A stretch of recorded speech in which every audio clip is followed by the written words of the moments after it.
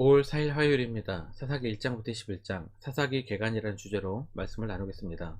먼저 기도로 시작하신 후 1장에서 11장의 장 제목을 읽으십시오. 꾸준한 영성을 여는 당신의 인생을 변화시킵니다. 첫 번째, 사사란. 사사기 2장 18절입니다.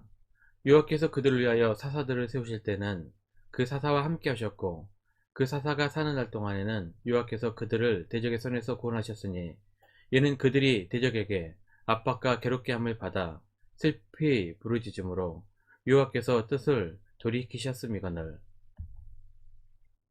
여호수아가 죽은 후 아직 왕정 체제가 세워지지 않아서 중앙 집권적 단일 지도자가 없었던 시대에 하나님께서 당신의 백성을 구원하시기 위해 백성들의 임시 지도자로 세운 자들이 사사들이었습니다. 여호수아가 죽은 이후부터 시작하여 이스라엘의 첫 번째 왕인 사울왕 이전까지 활동했습니다. 사사는 사무엘을 포함하여 총 13명이었습니다. 하지만 사무엘은 사사기에 등장하지 않기 때문에 사사기에 나오는 사사는 12명입니다. 12명의 사사가 각 지파에서 한 명씩 나온 것이 아닙니다. 12명의 사사 중 유다, 베냐민, 이사갈 그리고 단 지파에서는 한 명씩 사사가 나옵니다. 하지만 에브라임과 므낫세 그리고 스불론 지파에서는 두세 명의 사사가 나왔습니다. 또한 세 번째 사사인 삼갈의 경우에는 어느 지파인지 정보가 없고 이스라엘로 귀화한 이방인이었을 것이라는 설이 있습니다.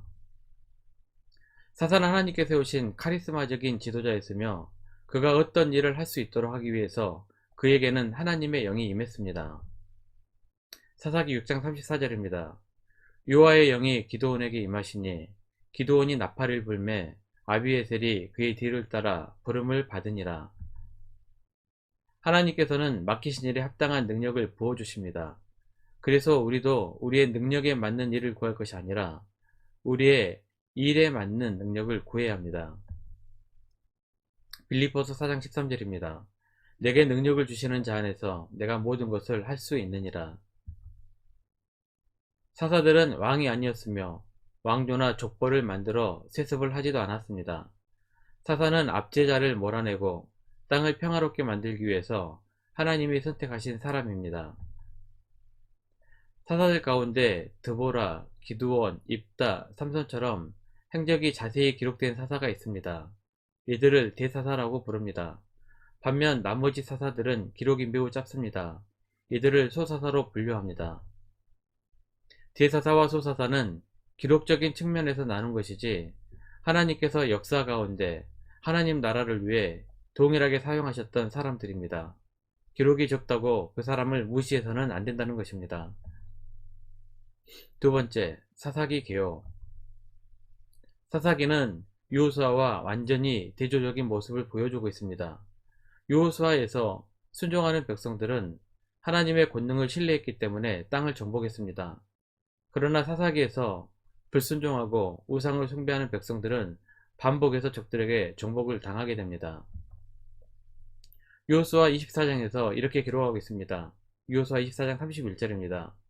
이스라엘이 여호수아가 사는 날 동안과 여호수아 뒤에 생존한 장로들 곧 여호와께서 이스라엘을 위하여 행하신 모든 일을 아는 자들이 사는 날 동안 여호와를 섬겼더라.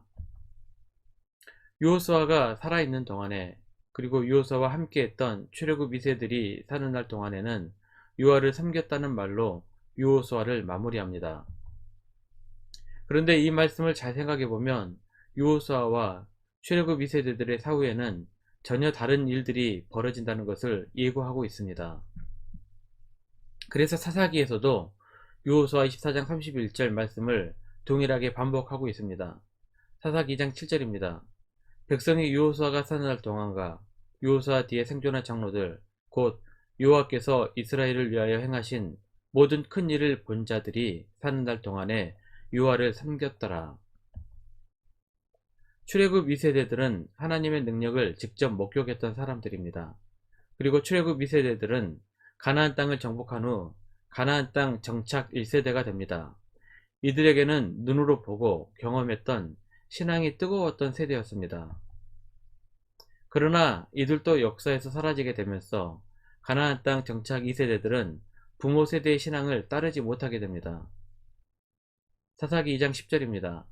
그 세대의 사람도 다 그 조상들에게로 돌아갔고 그 후에 일어난 다른 세대는 여호와를 알지 못하며 여호와께서 이스라엘을 위하여 행하신 일도 알지 못하였더라. 가나안 땅 정착 2세대들은 신앙을 단적으로 표현한 말씀이 바로 사사기 가장 마지막 장 마지막 구절입니다. 사사기 21장 25절입니다. 그때 이스라엘에 왕이 없으므로 사람이 각기 자기의 소견에 어른대로 행하였더라. 왕이 없으므로 사람이 각기 자기 마음대로 살았다는 구절이 17장부터 21장까지 총 4번이나 반복이 됩니다. 이 말씀은 이중적 의미가 있습니다. 사사시대는 실제로 왕이 없었던 시대였습니다. 그래서 왕정체제를 준비하기 위한 말로 사용되었을 수 있습니다. 사사시대 바로 다음에 왕극시대가 등장하게 되는 것으로 보아 전혀 근거가 없는 말은 아닙니다. 왕정을 준비하기 위해 미리 작업을 한 것으로 볼 수도 있습니다. 왕이 등장해서 하나의 통일된 사상과 체계를 세워야 한다는 여론을 만드는 것입니다. 또 다른 의미는 이스라엘 사람들이 하나님을 왕으로 여기지 않았다는 말입니다. 이스라엘 민족들은 하나님은 왕이시다고 고백을 합니다. 시편 47편 7절입니다. 하나님은 온 땅의 왕이심이라 지혜의 시로 찬송할지어다. 시편 74편 12절입니다. 하나님은 예로부터 나의 왕이시라 사람에게 구원을 베푸셨나이다. 그런데 사사시대 이스라엘 사람들은 하나님께서 왕 되심을 인정하지 않았습니다. 하나님을 왕으로 여기지 않았던 사람들은 자기가 왕이 되려고 했고 자기 마음대로 살았다는 말이 됩니다. 그래서 사사기를 영적 암흑기라고 부릅니다. 이러한 암흑기에도 사무엘과 같은 위대한 인물이 나왔고 어둠 속에서 희미하나마 촛불이 되었던 한나와 룻과 같은 인물도 있었음을 잊지 말아야 합니다.